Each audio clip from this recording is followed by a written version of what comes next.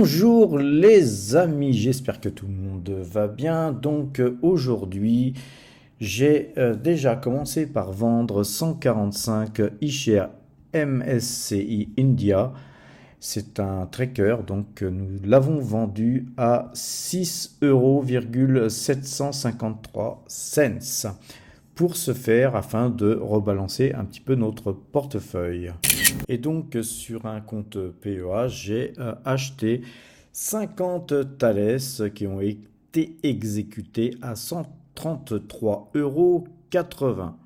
Donc les amis, suite à ces arbitrages, à présent passons du côté du tableau récapitulatif des valeurs. Et l'on voit que tout ce qui est en blanc est ce qui a bougé, comme d'habitude. Et donc on voit bien nos actions Thales qui se sont insérées dans ce tableau.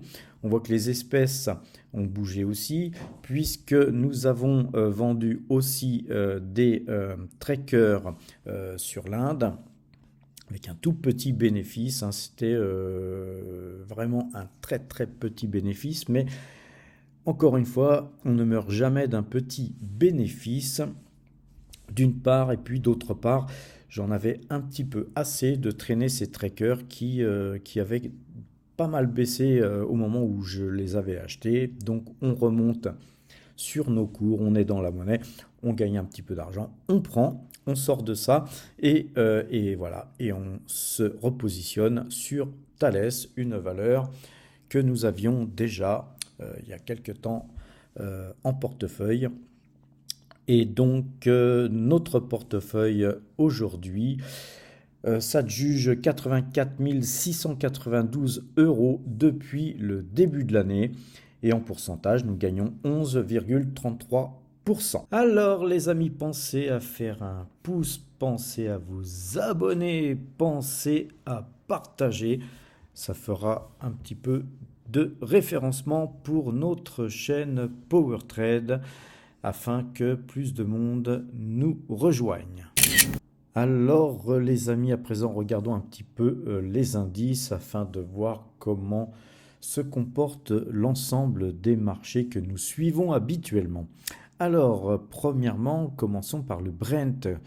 On va commencer par le Brent aujourd'hui parce que lui, il décroche littéralement avec moins 3,51% à l'heure où je vous parle, et il est 16h11 actuellement. Alors, en fait, on a la moyenne de jours, 12 jours, qui a croisé sur le Brent. Donc, nous repassons malheureusement vendeur sur le Brent, ce qui ne fait pas du bien à nos valeurs pétrolières comme Petrobras qui perd plus de 2%. Et Total Energy qui perd 2,82%. Donc voilà, nous devons être patients quand on investit sur certains titres, notamment même sur les pétrolières, même si on pense avoir raison fondamentalement.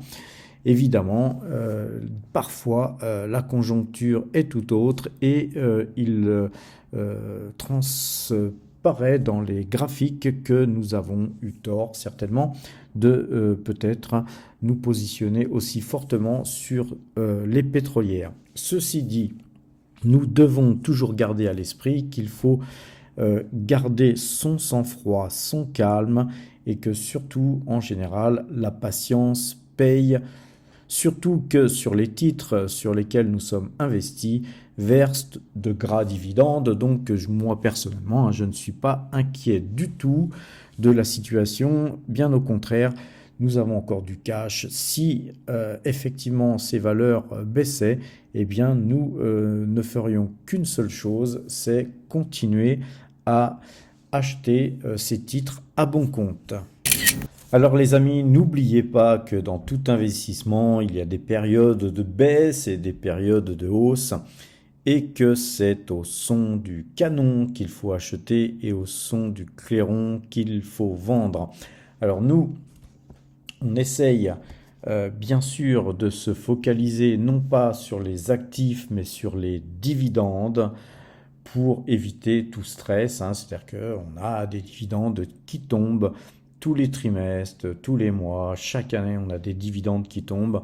Et c'est bien ça le plus important, car c'est avec ça que nous pouvons continuer d'acheter d'autres actifs ou de consolider les actifs existants. Donc c'est très important de pouvoir s'appuyer sur différentes stratégies, alors que si vous adoptez des stratégies d'investissement sur des sociétés qui ne versent pas de dividendes, si vous n'avez pas de rentrée d'argent à investir, vous risquez d'être bloqué parfois 10 ans, 15 ans en attendant que vos titres remontent. Donc la stratégie dividende est pour moi la meilleure solution pour justement pouvoir continuer à investir même dans les périodes de baisse. Donc nous, le son du canon, c'est quand la moyenne rouge coupe la moyenne bleue vers le bas, et le son du clairon, c'est le contraire. Mais dans le cas de cette stratégie, nous suivons aveuglément les signaux jusqu'au moment où vous avez un bon signal. Et là, on est, vous voyez, par exemple ici sur les plus hauts, eh bien on était sur les plus hauts historiques, hein. On est dans ces cas-là sur du clairon, et puis le marché faiblit, baisse, on a un signal de vente, et effectivement, eh bien dans ces cas-là, nous avons pris nos bénéfices et on essaye de racheter plus bas. C'est pas toujours le cas, puisque parfois il y a des faux signaux, mais c'est pas grave, parce que quand nous avons des signaux, nous ne vendons pas l'intégralité de notre portefeuille. On ne fait que acheter et vendre des trackers, ou tout simplement moduler son capital, acheter certaines actions, comme ce matin nous avons acheté du Thales et on a vendu quelques trackers de façon à rebalancer son portefeuille. Alors, nous sommes là dans le cas du CAC 40, hein, puisqu'on a on va dire comme matrice le CAC 40 pour un petit peu jauger, un petit peu comme si c'était une boussole, comme si c'était une girouette qui nous indiquait le vent. Nous étions passés acheteurs là il y a quelques jours, et nous sommes repassés vendeurs aujourd'hui. Donc voilà, en tout cas on n'a pas de bénéfice à prendre sur nos trackers qu'on avait en plus achetés pour une deuxième fois, puisqu'on avait déjà fait feu plusieurs fois sur les trackers CAC 40. C'est pas grave, on panique pas, on conserve notre position existante et on la consolidera lors du prochain signal d'achat. Alors, prochain signal d'achat qui sera certainement pas demain, puisque demain, le point d'achat sur le CAC 40 serait 7333 points. C'est un petit peu loin, hein, quand même de notre point de vente aujourd'hui. Mais qui sait, hein, tout est possible sur les marchés. En tout cas, sur ceux qui font du trading pur sur l'indice CAC 40, le point c'est 7333 points. Le DAX, quant à lui, reste acheteur, hein, c'est limite, mais il est mieux orienté en fait que le CAC 40 depuis un certain temps, et il repasserait néanmoins vendeur à 15 905 points si ces points étaient touchés demain. Le S&P 500, quant à lui, reste aussi acheteur, hein. Il avait démarré sur les chapeaux de roue, et puis eh bien, il est revenu sur les plus hauts pour l'instant de la bougie d'hier, et donc là pour l'instant il est 17h46. La clôture à New York n'est pas encore faite, mais néanmoins il repassera vendeur demain si 4178 points étaient touchés. Et tout ceci nous amène du côté du compteur à pépette pour ceux qui traitent sur les marchés futurs. Nous avons perdu sur le précédent trade sur le CAC 40 41 points, et sur le trade en cours, nous gagnons 70 points actuellement sur la vente que nous avons faite aujourd'hui.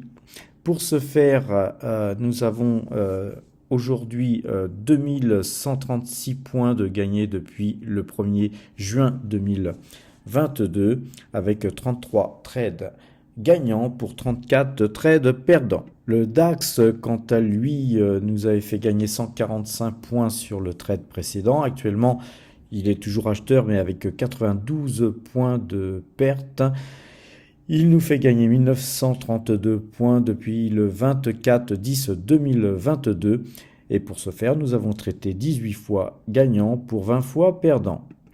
Le S&P 500, quant à lui, nous fait gagner 50 points sur le trade en cours. Il nous fait gagner 297 points depuis le 2 décembre 2022. C'est 13 trades gagnants pour 16 trades perdants qui nous a permis de réaliser ces résultats. Le Brent, quant à lui, il gagne 1,68 pips sur le trade en cours. C'est 25,76 pips qui sont gagnés depuis le 2 décembre 2022 avec 12 trades gagnants pour 5 trades perdants. L'ensemble de ces 4 indices ainsi traités, CAC 40, DAX et S&P 500 ainsi que Brent, depuis le 1er juin 2022, nous font gagner 4391 points au total. Voilà les amis, cette vidéo s'achève. Portez-vous bien et à demain!